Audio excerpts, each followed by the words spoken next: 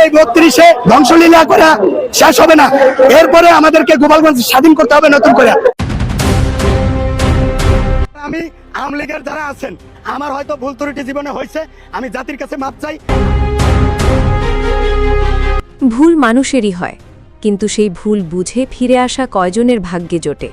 শেখ মুজিবুর রহমানের স্মৃতিবিজড়িত ৩২ নম্বর বাসভবন ভাঙার সেই উত্তাল দিনগুলোতে যাকে দেখা গিয়েছিল অগ্রভাগে, যার উস্কানোমূলক বক্তব্য ছড়িয়ে পড়েছিল সামাজিক মাধ্যমে, সেই ভাইরাল সিদ্দিক এবার সুর বদলেছেন। নিজের ভুল স্বীকার করে হাত জোর করে ক্ষমা চাইলেন দেশবাসী এবং আওয়ামী লীগের কাছে। আমি আওয়ামী লীগের যারা আছেন, আমার হয়তো ভুল ত্রুটি জীবনে হয়েছে, আমি জাতির কাছে মাপ চাই। গত ৫ই অগস্টের পরবর্তী সময়ে ধানমন্ডি ৩২ নম্বরের সেই ঐতিহাসিক বাড়িতে ভাঙচুর ও অগ্নিসংযোগের ঘটনায় অংশ নিতে দেখা গিয়েছিল এই সিদ্দিককে।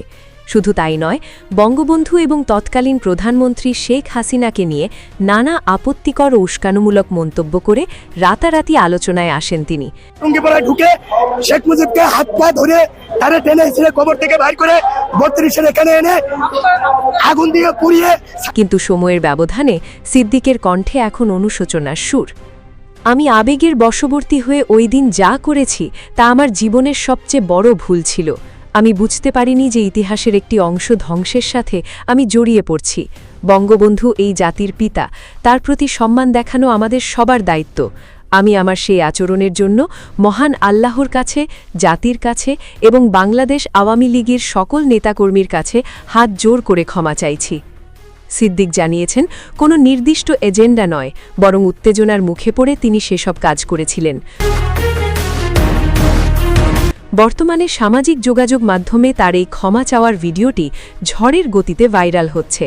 নেটিজেনদের একাংশ একে ইতিবাচকভাবে দেখলেও অনেকে বলছেন, ইতিহাসের অবমাননা কি শুধু ক্ষমা চাইলেই মিটে যায়? প্রিয় দর্শক, ব্যক্তিগত ভুল থেকে শিক্ষা নেওয়া প্রশংসনীয়, তবে জাতীয় আবেগের জায়গায় আঘাত দেওয়ার ক্ষত কতটুকু শুকাবে তার সময়ই বলে দেবে।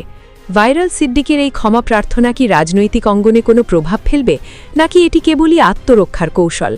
আপনাদের মতামত জানান আমাদের কমেন্ট বক্সে।